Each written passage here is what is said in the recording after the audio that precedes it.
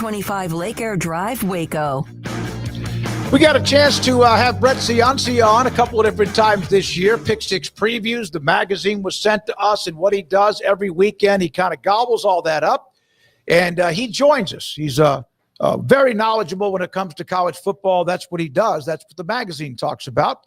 He joins us on 365 Sports. Brett, thank you very much. How would you describe, forget about the coaching carousel, but just the season itself and what you've seen so far?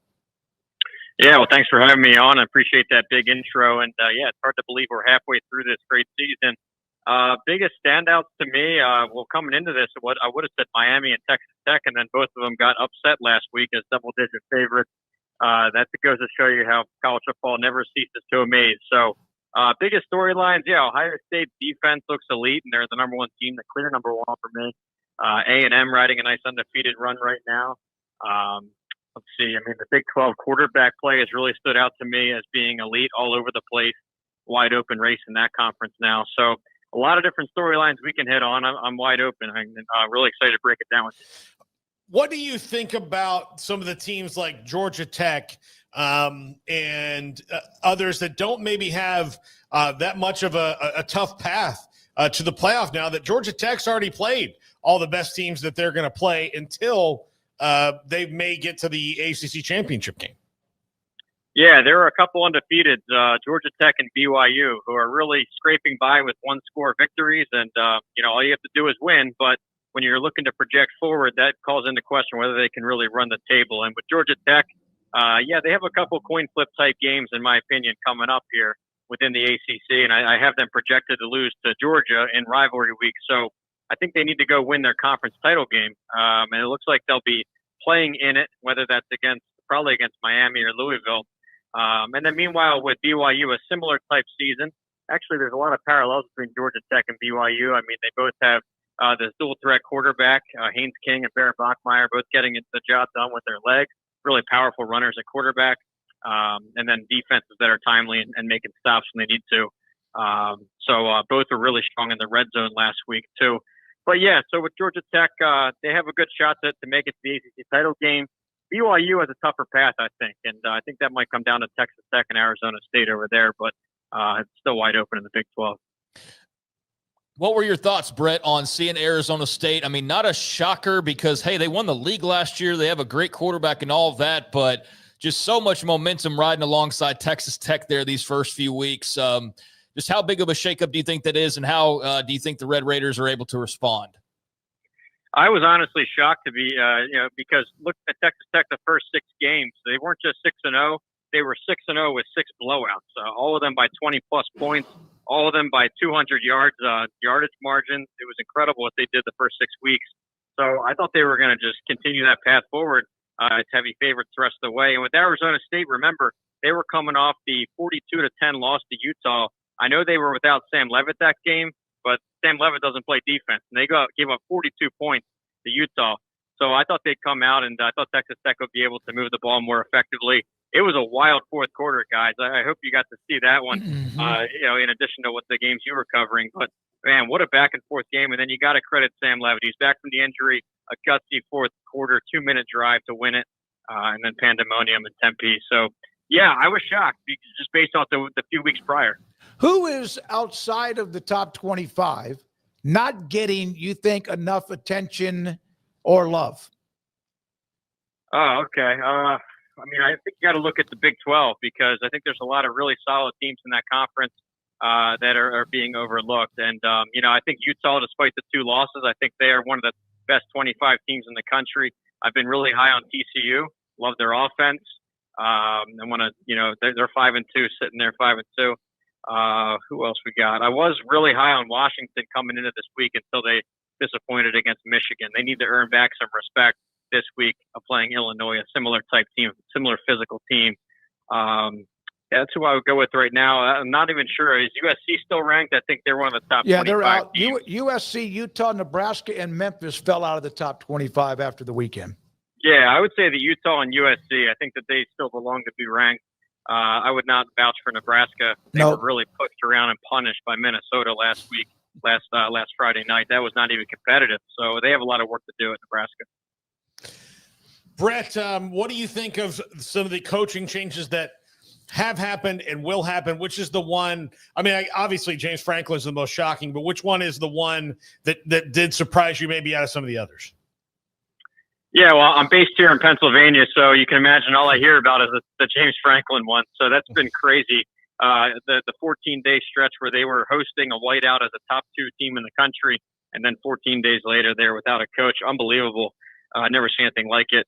Yeah, I mean, Florida, I think we saw Billy Napier's timing coming, even though they got the vote of confidence last year. I'll spin it back the other way. The guy that I'm shocked that is still hired, instead of who are you shocked that did get fired, I think Luke Fickell. I can't believe he's still hired over at Wisconsin. They're just not competitive on either side of the ball. He's got a losing record now through 3 years, sitting there 2-5, just uncompetitive. You got an empty stadium at Camp Randall. Used to be one of the hardest places to play. And I saw that their athletic director put out a statement of approval. I'm shocked by that one because they are just falling off from where they used to be. So we've only played about half the season. There's team 6 games, 7 games, whatever, but it has been exciting. And when we see Indiana, well, we didn't know if last year was a one-year wonder. Well, no, it's not. In fact, they're even better. And then you see Georgia Tech and Vanderbilt with what Georgia Tech does and Vanderbilt. Those 2 coaches are both rock tough guys. I love the way they play the game. And Vanderbilt seems like they're here for the long haul. That's not going to be a one upset team and then kind of fall apart. Yeah, no, definitely. There's storylines all over the place. I'm glad you touched on Indiana. Probably the most losingest, or whatever you want to call it, program in the last 50 years, last 100 years. They've been the Big Ten punching bag forever. And Curt Cignetti, one of the best coaching turnarounds of all time. I think you put him now, because, they went 11-1 last year. They got some critiques because in their 2 biggest games, they came up short. But this time around, beating Oregon in Austin Stadium, I think that took that rebuild to the next level. You can consider him alongside Bill Snyder now and Barry Alvarez and maybe Mike Leach in terms of the biggest program turnarounds of all time in college football. So unbelievable job by Cignetti, and he's there for the long haul. They got him all the NIL money and all the coaching contracts he could want. So he's got that chip on his shoulder. He wants to build Indiana into the superpower team. What do you think about Texas A&M's staying power in this top 5? I really like Texas A&M, and coming into the season, what I liked was their offensive line, bringing 5 starters back. It was a couple NFL grades there on the offensive line. Love what they did in the transfer portal at receiver with Casey Concepcion and Mario Craver coming in. The one question I had was at quarterback because Marcel Reed, we'd only seen him a few games. Wanted to see him as a full-time starter. So if that was the only question, they have certainly answered the call with him because he looks incredible right now, playing really sharp football. He reminds me of Dennis Dixon. It's a rare reference, but when I was watching him, I don't know why it brought me back to mid-2000s Oregon, but he is, he's elusive with the ball. He's making every throw. And I think A&M, they have a good shot to go undefeated now. Now that a couple of their opponents in November have looked a little bit worse than we originally forecasted, with LSU being downgraded and Texas certainly being downgraded. I think A&M's a playoff team here. Well, you bring up Texas, so I might as well ask about them right here. Your thoughts on going from number 1 preseason, best ranking ever, to then losing a game against Florida that felt like it just turned everything on, upside down on its head after the debut loss against Ohio State. Now they've won a couple in a row, but man, it took everything, Brett, that they could throw at Kentucky last week to win that game. As far as just outlasting them, where are you on the Longhorns right now? Yeah, I'm shocked by how weak the passing offense looks. I know they're 5-2. That's a shaky 5-2. They're really, really riding this defense, and I guess we got to give them some credit. It is one of the best defenses in the country. They're getting no help from the offense, but I don't think that offense is going to hold up here in late October and into November. It's going to be a serious liability for them. A couple games in a row with under 50% completion, just not going to cut it. You're missing open guys, missing touchdowns that are being left on the field. Had a couple nice throws against against Oklahoma in the Red River game. And the special teams have been great for Texas with the punt returns the last 2 weeks. But I think that passing game is going to catch up to them. I see them tacking on a few more losses here to close it out. Over 100,000 followers on Twitter at Pick Six Previews. Most yards per play, margin. And then somebody followed up with a question today and said, what are the worst yards per play margin among the Power 4 teams? Rutgers at minus 2.2. Minus 2.2. That you're not going to go anywhere if you're a minus, right, Brett? And that's pretty bad. And you know what? The worst two in that category, they just got done playing Oregon. So what's that tell you about Oregon? They are punishing people. And I think that they're going to run the table after that loss to Indiana.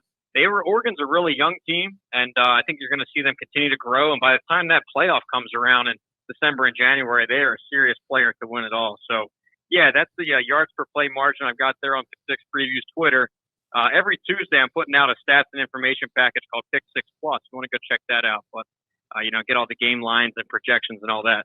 But yeah, thanks for bringing that up. Yeah, no, it's a great follow. Also, wins over currently ranked teams from yesterday. We've mentioned this a couple of different times, but it's now Alabama 4, and nobody's at 3. And then you have Georgia, Indiana, Miami, and Ohio State at 2, and a bunch of teams have wins over currently ranked teams at 1. So the nice nuggets that you throw out there on your Twitter feed.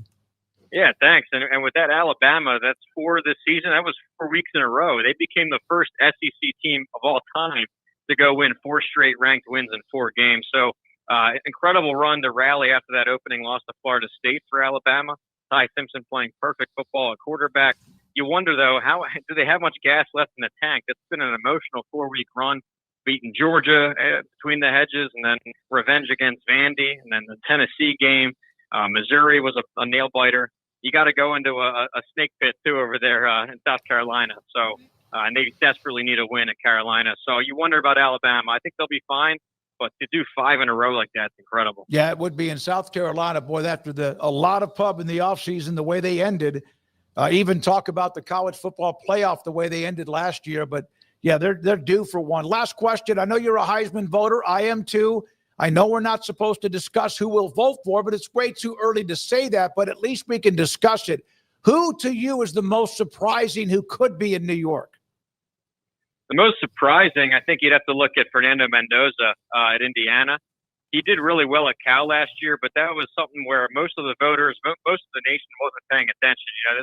I love my 2 a.m. window on Friday and Saturday nights watching these West Coast teams here. And I remember Mendoza last year, he put up some nice stats, but I didn't know how it translated to Indiana. So he's really surprising me. Ty Simpson also, he's surprising in the sense that he's a fifth-year guy at Alabama. He lost several quarterback battles over the years. He emerged from this one, and he's playing really well. Those might be the top 2 if you look at the leaderboard right now. But like you, I try and keep an open mind all the way until mid or late November, and then really look at the whole season as a whole. So yeah. I'm wide open right now. Me too. Brett, thank you very much. Great stuff. Thanks for being a part of the show. Good luck with what you put out every day, every week with Pick 6 Previews. Hey, thanks, guys. Appreciate you having me on. He was great to have on. We were leading up to the season.